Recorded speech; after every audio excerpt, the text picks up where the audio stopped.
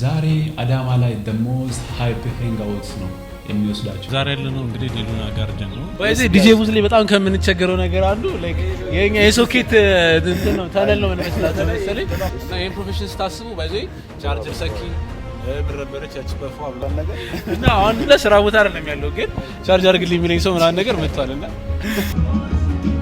ሁድ ስታፍ ትልቅ ሰዎች የሚገኛሉ። እኔ ኤጅ ስታፍ ውስጥ ያሉ ሰዎች ይኖራሉ ነው ጸጥ ቤት ነች።